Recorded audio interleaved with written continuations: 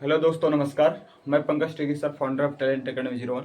जैसा कि आप सभी को पता है कि technician grade 1, technician grade 3, technician TCM वाले सभी विद्यार्थियों का जो एग्ज़ाम में क्वालिफाई किए हैं और जिनका लिस्ट में नाम आया है, वे सभी विद्यार्थी अपना डॉक्यूमेंट्स वेरिफिकेशन और मेडिकल करा रहे हैं। 8 अप्रैल से ये स्टार्टिंग हुआ था और ये एक लंबा प्रोसेस में चलेगा। तो मेरे द्वारा एक वीडियो प्रोवाइड की जाती है पर डे, और विद्यार्थी जो होते हैं वो अपना कमेंट बॉक्स में कमेंट करते हैं और उनके कमेंट को मैं पढ़ता हूं और पुनः उनको मैं गाइड करता हूं, एक ट्रेनर की तरह, एक मेंटेनर की तरह, एक टीचर्स की तरह। जो क्वेश्चन का वास्तविक जो आंसर होता है वही प्रोवाइड करता हूं मैं इस चैनल पे। तो जो भी विद्यार्थी इस चैनल पर नए हैं तो चैनल को सब्सक्राइब कर लीजिएगा, क्योंकि ऐसा प्लेटफॉर्म बहुत कम देखने को मिलता है यूट्यूब चैनल पे। आज हम बहुत सारे प्रश्न लेकर के आए हैं और सभी प्रश्नों को एक साथ जानकारी देंगे, एक एक करके प्रश्नों का उत्तर देंगे। यह वीडियो सभी के लिए इम्पोर्टेंट होने वाली है और मैं इसमें यह भी बता दूंगा कि डॉक्यूमेंट्स वेरिफिकेशन में क्या क्या चीज़ें लग रही है, क्या क्या एक विद्यार्थी को लेकर के जाना चाहिए। क्योंकि विद्यार्थी यूट्यूब पे बहुत सारा वीडियो देख रहे हैं डॉक्यूमेंट्स वेरिफिकेशन के लिए, लेकिन उनको ये क्लियर नहीं हो पा रहा है कि सर क्या क्या लेकर के जाना है सेंटर पे। तो आज मैं इस वीडियो में वही क्लियर करूंगा। और किसी भी विद्यार्थी का देखिए किस किस चीज़ में प्रॉब्लम हो सकती है तो उसके लिए क्या करें। जैसे अगर हम प्रश्नों पर ऊपर संक्षेप टिप्पणी करते हैं, जैसे लिखा है कि डीवी में आवश्यक कागजात कौन कौन से लेकर जाना है। दूसरा है कि किसी विद्यार्थी के नाम जन्मतिथि में गलती है तो क्या करें। तीसरा प्रश्न है कि डीवी में टाइम कितना लगेगा। चौथा प्रश्न है कि डीवी में कितने दिन बाद मेडिकल होगा। पांचवा प्रश्न है कि आज कितनी मेडिकल में वापस आए। ठीक है, क्या क्या सावधानी बरतनी चाहिए, फाइनल ज्वाइनिंग कब तक, ये सारे प्रश्नों का जवाब मैं इसी वीडियो में आपके सामने प्रोवाइड करूंगा। और वीडियो थोड़ा सा लंबी होगी तो उसके लिए मैं क्षमा चाहता हूं, लेकिन ये वीडियो आप सभी के लिए बहुत इंपॉर्टेंट है। तो आइए मैं एक एक करके प्रश्नों का जवाब देता हूँ।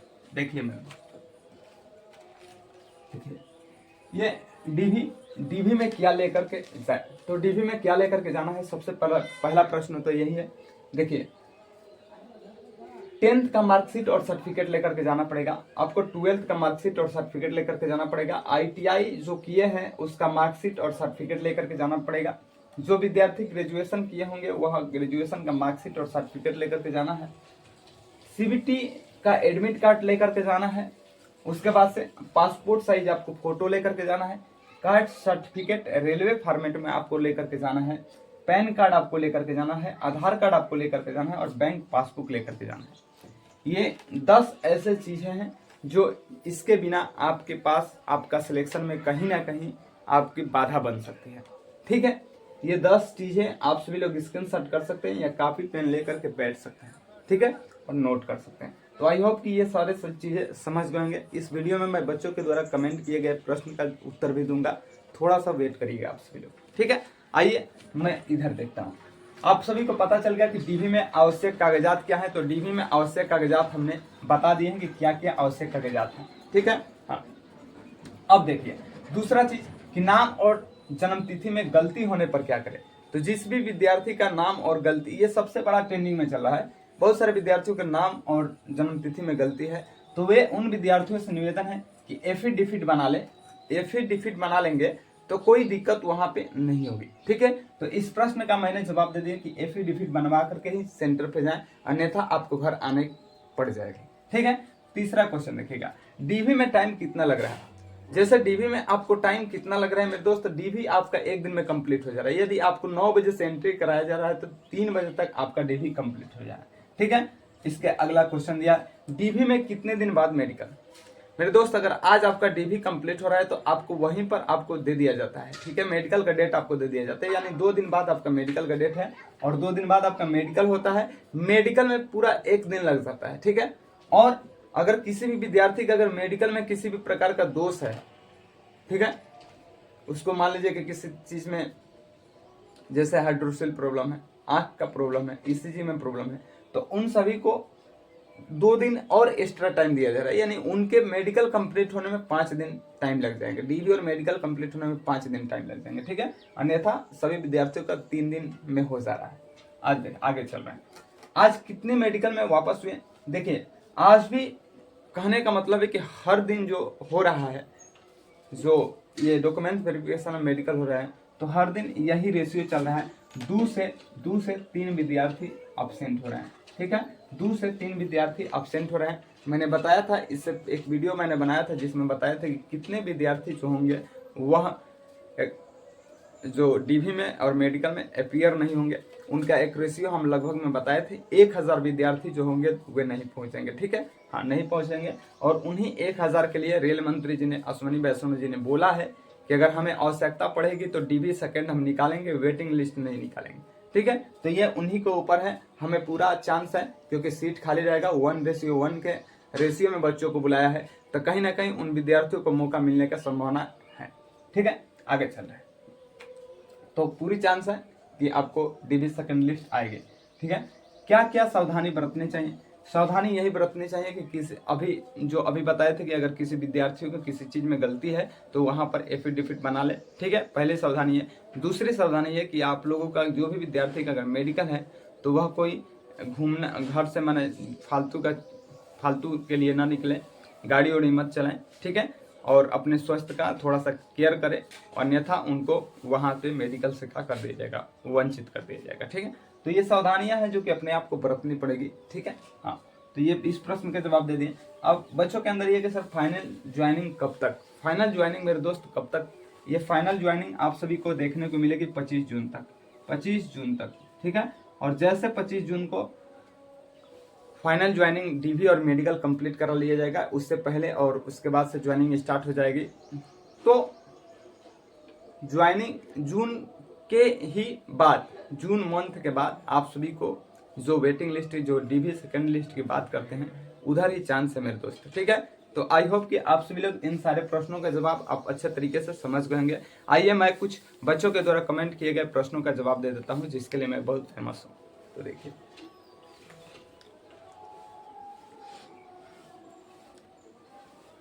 देखिए, कल मैंने एक वीडियो प्रोवाइड किया था और इसमें बच्चों ने कमेंट किए हैं, जिसमें से आज हर एक प्रश्न का जवाब मैं दे देता हूँ।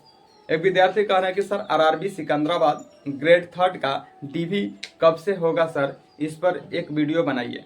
मेरे दोस्त, कुछ जोन ऐसे हैं, जैसे अहमदाबाद हो जाएगा, भोपाल हो जाएगा और सिकंदराबाद, ये तो 3 जो जोन है ना, इनका इसमें थोड़ा सा डिले है। ठीक है, तो घबराना नहीं है, इस पर वीडियो मैं बना दूंगा मेरे दोस्त। ठीक है, अभी फिलहाल में आप अपना नंबर डाल करके और चेक करते रहिएगा कि कहीं आपका डीवी कितने तारीख को है। ठीक है, तो इसमें मैं बना दूंगा, तीनों पे बनाऊंगा, भोपाल हो, अहमदाबाद हो और सिकंदराबाद हो, इन तीनों पे मैं बनाऊंगा। ठीक है, तो आपका प्रश्न मैं जवाब दे दिया। एक विद्यार्थी कह रहे हैं कि थैंक्स सर, नमस्ते। नमस्ते आप सभी को नमस्ते।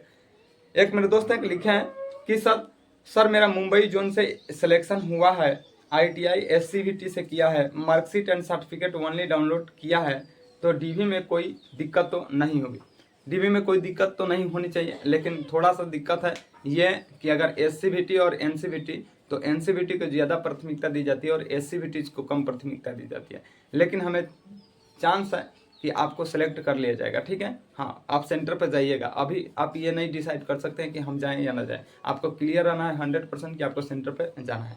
तो हमने 3 प्रश्न का जवाब दे दिया। चौथा प्रश्न है आगे, मार्कशीट दोनों साइड से स्कैन करना, अपलोड करना होगा क्या? हाँ मेरे दोस्तों, मार्कशीट जो है ना, दोनों साइड से स्कैन होता है। ठीक है, हाँ, दोनों साइड से स्कैन करिएगा। ठीक है, हाँ, एक विद्यार्थी करेंगे सर मैंने दोनों आइडेंटिफिकेशन मार्क्स में सेम ही मार्क्स से लिख दिया है, कोई प्रॉब्लम होगी? कोई प्रॉब्लम नहीं हुई। ठीक है, हाँ, लेकिन आप लोग ऐसा गलती मत करें। ठीक है, अब से जो विद्यार्थी हैं वो सेम मत लिखें। एक विद्यार्थी कह रहे हैं कि सर मेरा पैर में एंकल के पास सूजन रहता है, फिट होगा या नहीं? देखिए मेरे दोस्त, आप फिट हो जाएंगे। ठीक है, फिट हो जाएंगे, आपको घबराने की कोई बात नहीं है। तो उसी विद्यार्थी का अनफिट हो रहा है जिसका में बहुत बड़ी दिक्कत है। ठीक है, यानी कहने का मतलब कि कहीं आपका सूजा हुआ है, कहीं पे आपका कटा हुआ है। ठीक है, और कटने के बाद से वो ऑपरेशन हो गया है, तो उन सारे विद्यार्थियों को सेलेक्ट कर लिया जा रहा है। ठीक है, हाँ, सबसे ज्यादा अगर किसी चीज में देखा जा रहा है तो आई में देखा जा रहा है। आई टेस्ट में थोड़ा सा बच्चों को निकाल दिया जा रहा है, और कहीं पर भी मेडिकल में किसी भी प्रकार की कोई बाधा नहीं मिल रही है, टाइम आपको दिया जा रहा है। ठीक है, एक भाई कह रहे हैं कि भाई ITI सर्टिफिकेट पार्ट कॉलेज का स्टम्प जरूरी है क्या? सर्टिफिकेट पे स्टम्प जरूरी है, अगर लगा देंगे तो सही रहेगा। अब मान लीजिए कि वहां पर जाएंगे और कहीं मांग देंगे तो फिर आप वापस आ जाएंगे, तो सर्टिफिकेट पर स्कूल के द्वारा ही प्रमाणित करना बहुत जरूरी है। ठीक है, हाँ, कह रहे कि thanks sir giving my comment reply. Thanks, आप सभी का प्यार है कि मैं आप सभी का प्रश्नों का जवाब मैं देता हूं और आप सभी लोग इतने शिद्दत से मेरे वीडियो को देखते हैं, तो इसके लिए मैं तहे दिल से आपका आभारी हूं। ऐसे ही प्यार दुलार देते रहिए। देखिए एक विद्यार्थी कर रहे हैं सर कास्ट सर्टिफिकेट कब का फॉर्मेट पर बनवाना है। देखिए मेरे दोस्त, अगर पहले का बन गया है तो पहले वाला और एक नया बनवा लीजिएगा, दोनों बनवा करके आप लोग लेकर जाइएगा, ठीक है। हाँ, नया वाला भी, अब तो कोई भी चीज़ अगर आपका नया नया ज्वाइनिंग हो रहा है तो आप नया ही बनवा करके लेके जाएंगे तो सही रहेगा, ठीक है। तो नया बनवा लीजिएगा।